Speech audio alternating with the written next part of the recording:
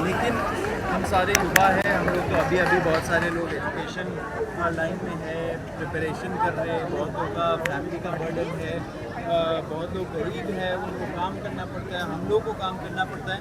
तो शायद हम लोग 11, 12, 15 महीने हमारे किसान भाई की तरह ना बैठ पाए। लेकिन इसका मतलब ये नहीं है कि ऑनलाइन जो सपोर्ट है, ऑनलाइन जो लोग बात कर रहे हैं इस चीज़ों के बारे में एंड जो आ नहीं पा रहे यहाँ पे, वो हमें सपोर्ट नहीं करते। उनका पूरा सपोर्ट है, सरकार को पता है। सरकार के अंदर एक तरह से पैरालिसिस आ गया है। पैरालिसिस को हिंदी में क्या बोलते हैं? हाँ, लकवा लग गया उन लोगों को। क्यों? क्योंकि वो हम लोगों से एंगेज नहीं करना चाहते, हम लोगों से बात नहीं करना चाहते। अगर बात करेंगे तो फिर नैरेटिव चलेगा ये कि अच्छा देखो सरकार तो जो है, सरकार को बात माननी पड़ेगी। एंड ये अहंकारी सरकार है, वो चाहती नहीं है स्टोरी बने, एंड वो हम लोग को उठा भी नहीं सकते, क्योंकि उठाएंगे तो उनको लगेगा कि फिर यार इन लोगों को हम लोग भाव दे रहे हैं, फिर और ज़्यादा मीडिया टेंशन होगा। तो एक तरह से पैरालिसिस हो गया है सरकार के अंदर, उनको समझ में नहीं आ रहा क्या करें। लेकिन युवा तो बढ़ रहा है, दिन भर दिन ज़्यादा से ज़्यादा लोग जुड़ रहे हैं, रात को ज़्यादा से ज़्यादा लोग जुड़ रहे हैं। सरकार को भी पता है कि 2 लाख से ज़्यादा लोग जुड़ चुके हैं ऑलरेडी। 10 लाख से ज़्यादा हमारे रजिस्टर्ड मेंबर्स हो गए। शुरू में जब शुरू हम लोगों ने किया था तब मेंबरशिप ड्राइव के हिसाब से 10 लाख से ज़्यादा लोग जुड़ गए एंड 8 लाख से ज़्यादा लोगों ने धर्मेंद्र प्रधान का इस्तीफ़ा मांगा। तो सरकार को सारे नंबर्स पता है, सरकार के पास IB है, रॉ है, उनसे भी उनको पता चल रहा है कि ग्राउंड लेवल पे जो नहीं आ पा रहे, जो ऑनलाइन नहीं बोल पा रहे, वो क्या सोच रहे हैं। तो सरकार डरी हुई है। एक सवाल अच्छा है ऐसा डर। एक सवाल मेरा ये है कि 20 मार्च के लिए, 20 जुलाई के लिए युवाओं के लिए और छात्रों के लिए क्या संदेश है कि अधिक से अधिक जुड़े?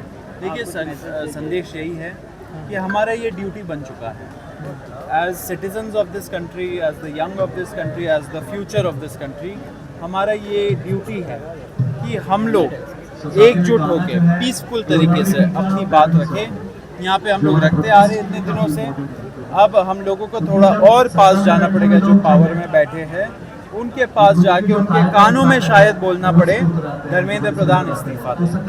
एंड यही हम लोगों को प्रयास करना पड़ेगा कि ऐसा मूवमेंट जो है इसमें ज़्यादा से ज़्यादा लोग जुड़े, इसको अपने मूवमेंट के हिसाब से देखें, अपने आप लीडर्स बने, अपने गाँव में, अपने शहरों में इसके बारे में आप फैलाएं। आपके पास प्लान B है? देखिए प्लान A है, B है, C, D, E, F हम लोग सब लेके चल रहे हैं, क्योंकि आपको पता है कि सरकार कैसी है, सरकार किस किस्म की तानाशाही सरकार है। वो तो बस ढूंढेंगे कि एक मौका मिल जाए एंड फिर इन लोगों को हम लोग जेल में डाल दें। लेकिन हम लोग भी युवा है, हम लोग पढ़े लिखे लोग हैं, हम लोग 2 कदम उनसे आगे ही चलेंगे। जो युवा भटक रहा है उसके लिए सवाल है, क्योंकि कुछ युवा भटक भी रहे हैं, विरोध भी कर रहे हैं, लेकिन उनको पता नहीं चल रहा है कि सरकार किसी की भी हो, ठीक है, नुकसान तो उन्हें झेलना पड़ रहा है। क्या कहना चाहते हैं? देखिए उनको भी एक तो बहुत सैड चीज़ है, ये बहुत दुखद बात है कि ऐसा हो रहा है उनके साथ। अनएम्प्लॉयमेंट बढ़ गया है, वो एग्जाम्पल है। ये जो दहशतगर्द फैलाने आते हैं लोग, यहाँ पे भी आपको पता होगा कुछ लोग आए, कुछ राइट विंग एलिमेंट्स, एंड उन्होंने आके यहाँ पे किसी का सर फोड़ दिया।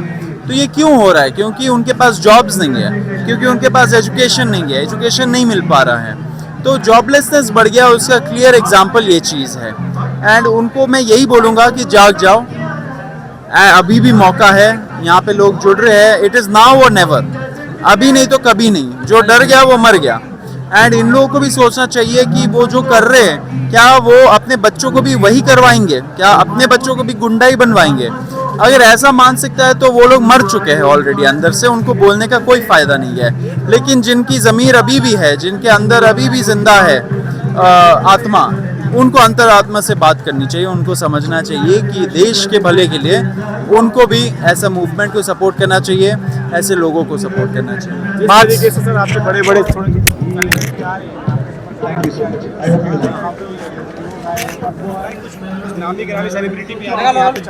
सेलिब्रिटीज़ तो आ ही रहे एक तरीके से, मतलब कि प्रकाश राज जी आ गए, काफ़ी सारे, एक कौन से वो बॉलीवुड में है, काका भी आ गए। बॉलीवुड में एक है एजाज खान या कोई, वो भी हम लोग के बारे में बोलते रहते हैं। तो देखिए जो सपोर्ट कर सकते हैं, जिनके अंदर एक रीढ़ की हड्डी हो, वो हम लोगों को सपोर्ट कर रहे हैं।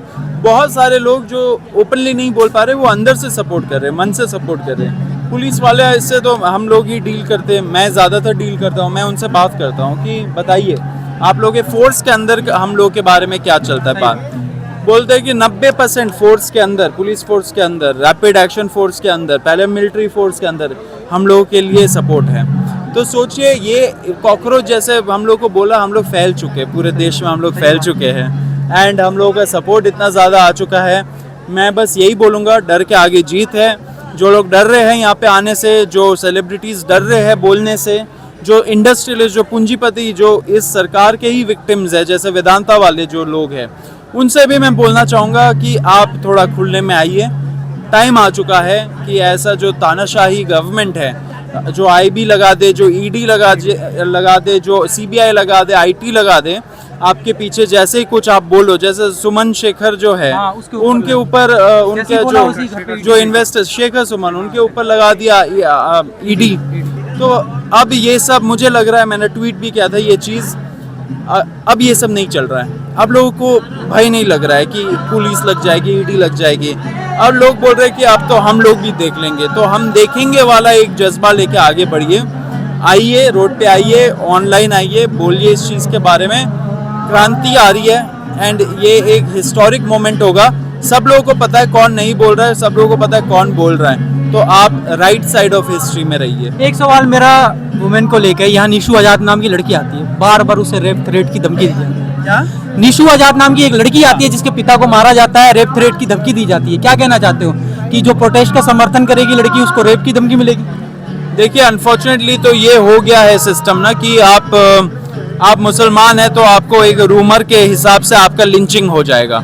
अगर आप किससे प्यार करते हो, आप कहाँ उनसे मिलते हो, किससे बात करते हो, ये सारी चीज़ों पे उनकी निगरानी है एंड उस हिसाब से आपको कंट्रोल करने का कोशिश करते हैं।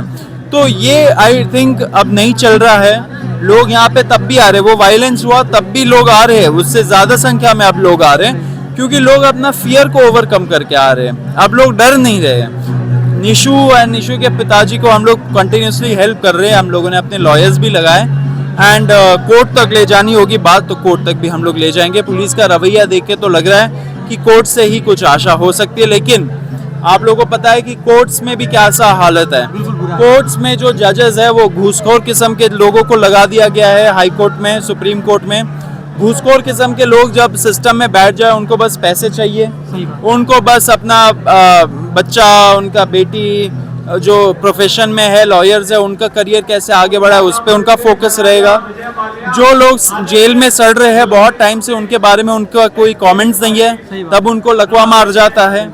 लेकिन अगर जब ज्ञान देने का टाइम आए, सैटरडे संडे स्पीच देने का, भाषण देने का, वो आएंगे, आगे बढ़ेंगे एंड वो स्पीच देंगे भी। तो जो जुडिशरी है वो भी काफ़ी हद तक अब डिसअपॉइंट कर रही है हम लोगों को एंड ये एक पैटर्न है, बहुत टाइम से चले आ रहा है। अब लोगों को पता चल रहा है कि ये खेला हो रहा है उन लोगों के साथ। लास्ट लाइन में युवाओं के लिए कुछ? युवाओं के लिए अब तो मैंने बोल ही दिया, अब सब युवाओं को यूनाइट होना पड़ेगा। सब लोगों को जो डर है उससे आगे बढ़ना पड़ेगा। एक मिनट चंद्रशेखर रावण ने कहीं ना रोज प्रदर्शन बोला है कि ये अगर हम वहाँ पे बैठेंगे तो हमारा प्रदर्शन उनको रहेगा। आज ही उन्होंने बयान दिया है। क्या चंद्रशेखर रावण ने बोला है कि जिस तरीके से अनशन पे लोग बैठे हुए हैं, कहीं ना कहीं सरकार नहीं सुन रही उनकी बिल्कुल भी, कहीं ना कहीं हमें कहीं ना कहीं उनके पास जाना पड़ेगा और कहीं ना कहीं वहाँ पे जाके बैठ के कहीं ना कहीं वहाँ पे चंद्रशेखर आजाद जी को तो 2 दिन पहले चिट्ठी लिखा था हम लोगों ने, उन्होंने आज ही बोला है। हाँ, तो शायद वो आएंगे। Most welcome. हम लोग तो चाह रहे कि वो आए एंड सब लोग आए। हमारा तो ओपन अपील है। देखिए, हम कौन होते किसी को रोकने वाले। हम लोग बोल ही रहे कि ये मूवमेंट हर उस व्यक्ति से जुड़ा हुआ मूवमेंट है जो इस सिस्टम का एक विक्टिम है। तो जो पॉलिटिकल लीडर्स भी है वो भी इस सिस्टम का विक्टिम्स ही है, क्योंकि देखिए जैसे कोई पॉलिटिकल लीडर कुछ बोले तो उनके ऊपर यूएपीए लग जाता है, उनके ऊपर आईपीसी का दायरा लग जाता है, उनके अगेंस्ट सबसे ज़्यादा तो ईडी लग जाता है, पीएमएलए लग जाता है। तो देखिए फिर क्या होता है। आपने दिल्ली घोटाला वाला केस देखा, कोर्ट ने बोला कोई सबूत ही नहीं है, छोड़ दिया लोअर कोर्ट लेवल पे। तो अगर ऐसे केसेस की वजह से वो विक्टिम्स बन रहे तो उनका भी दायित्व होता है कि वो आए, युवाओं के साथ खड़े हो, युवाओं के मुद्दे पे सॉलिडारिटी दिखाए एंड उनके जो मुद्दे हैं उनको भी वो यहाँ पे मंच में आके थोड़ा उसके बारे में बातचीत करे, जिससे अवेयरनेस फैले। धन्यवाद। बहुत बढ़िया। किसका है माइक? तो क्या 20 जुलाई को निकलने देंगे इस जगह से? देखिए, ये सारे जो रूल्स है वो हम लोगों के लिए ही है।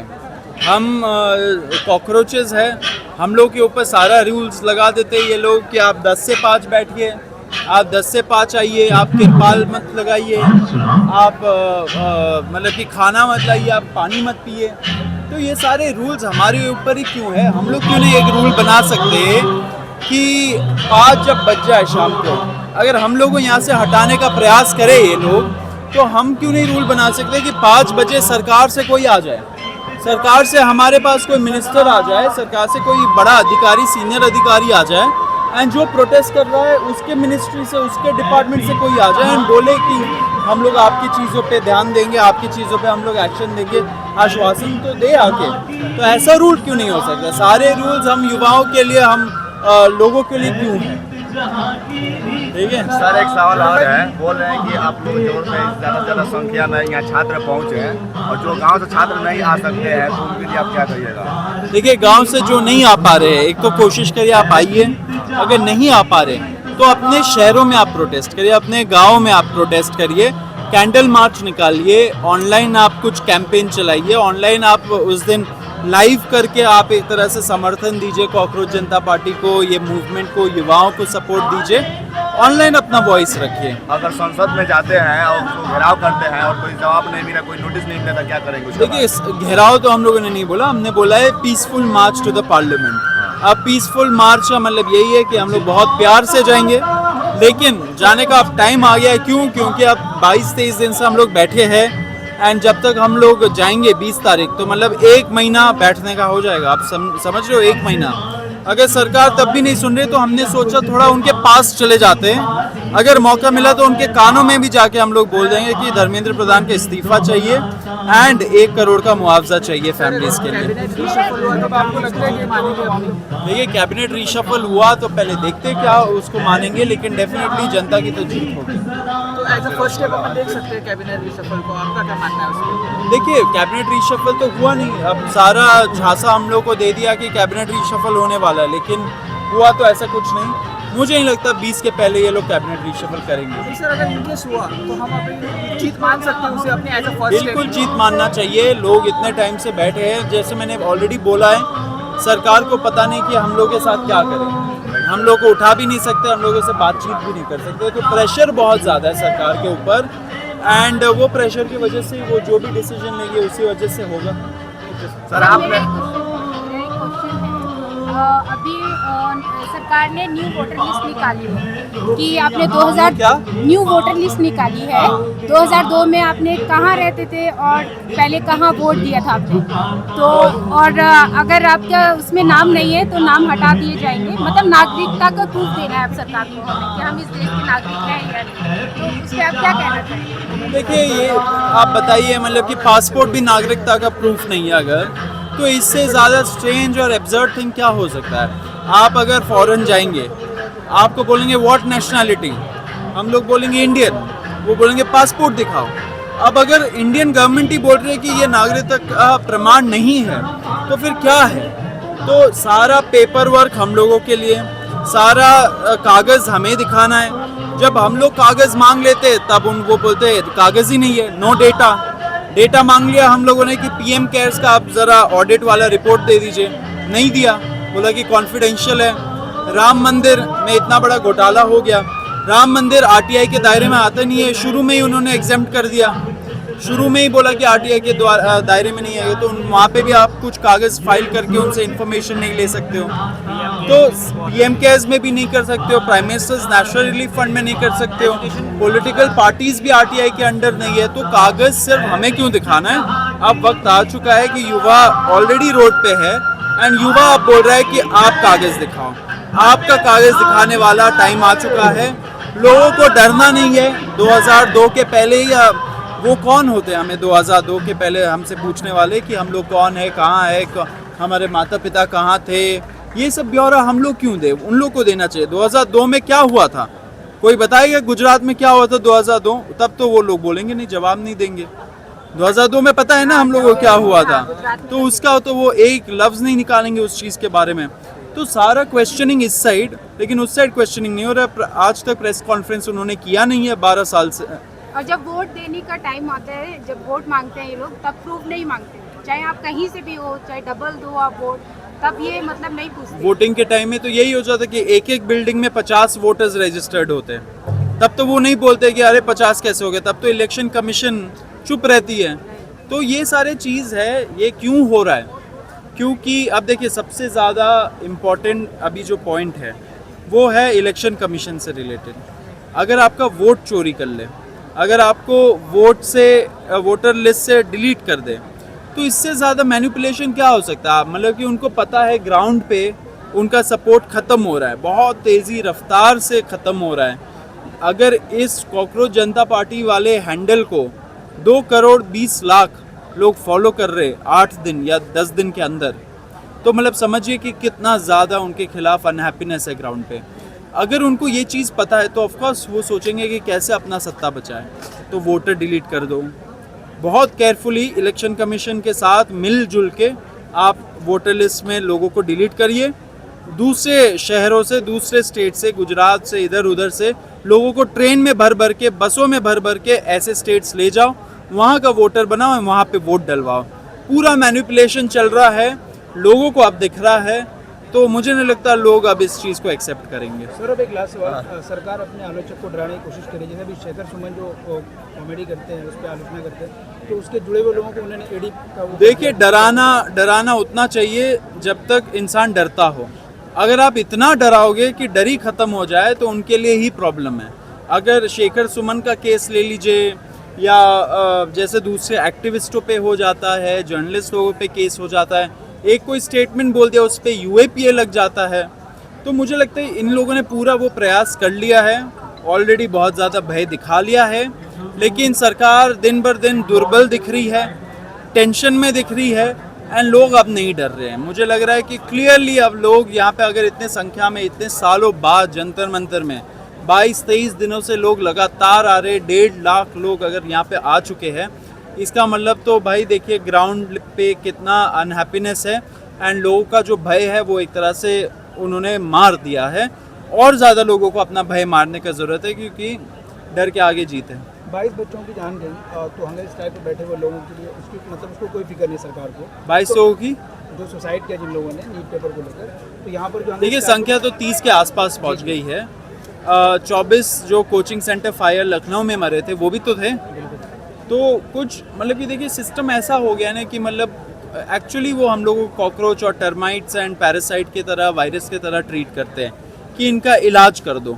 अब देखिए इतना सोशल मीडिया पे क्या चलता है कि यहाँ पे जो प्रोटेस्टर्स आ रहे हैं, या मेरे बारे में या दीपके के बारे में, एंड जो भी पब्लिक फेसिंग रोल कर रहे हो, उनको क्या बोलते हैं ऑनलाइन कि इनका इलाज कर देंगे। इलाज में उनका ज़्यादा फोकस है, ये नहीं कि सही चीज़ का इलाज कर दे। नेशनल टेस्टिंग एजेंसी NTA जो ये सारे पेपर्स कराती है, उसमें इतना घोटाला हो रहा है, उस पर इतने इनकॉम्पिटेंट निकम्मे ऑफिसर्स डाले जा रहे हैं, उसका क्या इलाज है? उसका तो उनके पास जवाब नहीं है। अब पार्लियामेंट सेशन आ रहा है, आप देखिए कैसा डिस्कशन होता है। आप एक वाइट पेपर निकालना चाहिए गवर्नमेंट को कि 12 सालों में, या 12 साल से भी पहले 20 साल में आप बता दीजिए ना कि कितने पेपर लीक्स हुए, कितने कन्विक्शंस हुए कोर्ट में। 2 कन्विक्शन हुए कोर्ट में अभी लास्ट 20 साल में पेपर लीक्स में। तो अगर ऐसा रिकॉर्ड रहा तो सरकार को वहाँ पे इलाज करने की जगह वो अपने जो कार्यकर्ता है उनको बोलते हैं कि इनका इलाज कर दो जाके, जो यहाँ पे पीसफुली एक तरीके से प्रोटेस्ट कर रहे हो। तो सारा प्रायोरिटी गलत है, सारा जो फोकस है वो गलत है, एंड लोगों को अब पता चल रहा है कि क्या झांसे में इन लोगों ने डाला था 2014 में कि अच्छे दिन आने वाले हैं। अच्छे दिन तो नहीं, बुरे ही दिन आ गए। लोग यहाँ पे बोल रहे कि बुरे दिन आ रहे हैं, ग्राउंड लेवल पे कुछ काम नहीं हो रहा है, रोड पे पॉटहोल्स हो रहा है, हाईवे में पॉटहोल्स हो रहा है। आज उद्घाटन हो जाता है, 10 दिन बाद वो पुल ही गिर जाता है, रोड धंस जाता है एक तरीके से। ये करप्शन हो रहा है। देखिए पहले क्या होता था ना, करप्शन एक आइसोलेटेड इंसिडेंट होता था, एक आध होता था, उस पर इस्तीफा हो जाता था एंड लोग भूल जाते थे। तो टॉप टू बॉटम एक तरह से वर्टिकल लेवल पे करप्शन होता है। अब करप्शन हो रहा है हॉरिजॉन्टल लेवल पे। आपको सारा रोड का ठेका अडानी को दे दिया, सारा एयरपोर्ट का ठेका अडानी को दे दिया। सारे जो प्राइवेट कंपनीज है जिनके पास ज़मीन है, जेपी जैसे बहुत ज़मीन है, वो वेदांता के पास गया था टेंडर के थ्रू, लेकिन उसको कैंसिल करके अडानी को दे दिया। सुप्रीम कोर्ट में उसको ग्रीन सिग्नल मिल गया। तो सारे जो संस्थान है वहाँ पे करप्शन हो चुका है। तो करप्शन ख़त्म नहीं हुआ है। जो इंडिया अगेंस्ट करप्शन मूवमेंट हुआ था, अन्ना आंदोलन हुआ था, उसमें यही था ना कि करप्शन बहुत हो रहा है, लेकिन करप्शन तो खत्म नहीं हुआ। करप्शन सिस्टमिक हो गया है। करप्शन हॉरिजॉन्टल लेवल पे काम कर रहा है। हर संस्थान में करप्शन है और करप्शन इफेक्टिव वे में करप्शन हो रहा है, जिससे पता नहीं चल रहा कि करप्शन हो रहा है, लोगों को फील नहीं हो रहा करप्शन हो रहा है। मीडिया को आपने अपने कब्जे में कर लिया तो फिर मीडिया भी कुछ नहीं बोलती। परसेप्शन बन चुका है कि मेन स्ट्रीम मीडिया यहाँ पे वेलकम नहीं है, तो आप क्या संदेश देना चाहते हैं मेन स्ट्रीम मीडिया को? देखिए, लोगों को तो हम लोग यही बोल रहे हैं कि गोदी मीडिया बोल बोल के निकालना नहीं चाहिए। अगर वो कुछ बोल रहे आप सुनिए, चुपचाप सुनिए एंड एंगेज मत करिए।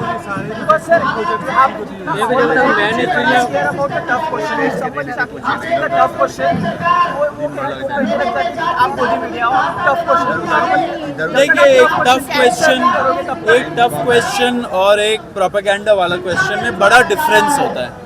लोगों के अंदर आक्रोश है कि मीडिया जो 2014 के पहले सिर्फ कोई भी प्रोटेस्ट हो जाए उसको दिखाती थी, जो असल में काम करती थी, वो अब क्यों नहीं काम कर रही। लोगों का आक्रोश है वो 12 साल का, इससे लोग भगा देते हैं इन लोगों को। लेकिन हम रिक्वेस्ट कर रहे हैं लोगों से, नहीं, यही बोल रहा हूँ, नहीं होना चाहिए। उनको भी मौका दीजिए। उनसे भी अगर कुछ फालतू सवाल बोलते तो आप नमस्ते करके निकल जाइए। सर, जैसे एनिमल्स के लिए भी इनको पूरा बजट मिलता है, पैसे मिलते हैं, अब ये क्या है, उनका पैसा खत्म हो गया एनिमल्स के ऊपर लगाने वाला भी, तो जानवरों को भी इतना अत्याचार कर रहे हैं, चाइना भेज रहे हैं, इंडिया से हटवा रहे हैं आसपास के एनिमल्स। तो हम तो अपने हक की लड़ाई लड़ने के लिए यहाँ आते हैं, हम तो आवाज़ उठा सकते हैं, वो तो बेचारे आवाज़ नहीं उठा सकते। तो आप उस पर क्या कहना चाहेंगे कि ये एनिमल्स के लिए भी नहीं है सरकार, ना इंसानों के लिए? सरकार तो सिर्फ अपने लिए है ना, उसमें एनिमल्स हो, पशु हो।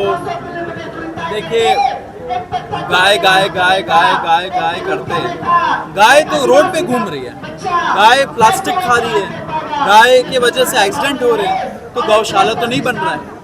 उसका पैसा कहाँ जा रहा है हमें नहीं पता है। तो ये सारा ढोंग है, ढोंगी एक तरह से सरकार चल रही है, लोगों को समझ में आ रहा है। ठीक है, एक सवाल अडानी खास यार है ना सर, इस मुद्दे से कुछ सर, इस मुद्दे से सवाल है सर, इस मुद्दे से सवाल है। अडानी जब गुजरात में सीएम थे मोदी, तो अडानी ने सबसे ज़्यादा उनको हेल्प किया था। एंड वो चुकाना तो पड़ेगा ना, आपको पार्टी में फंड अगर आ रहा है तो फिर सत्ता अगर उनको मिल रहा है पैसा यूज़ करके, तो पैसा चुकाना भी तो पड़ेगा ना। अडानी वेदांता वाला जो केस था, ये मतलब देखा जाए तो ये मतलब इलीगल है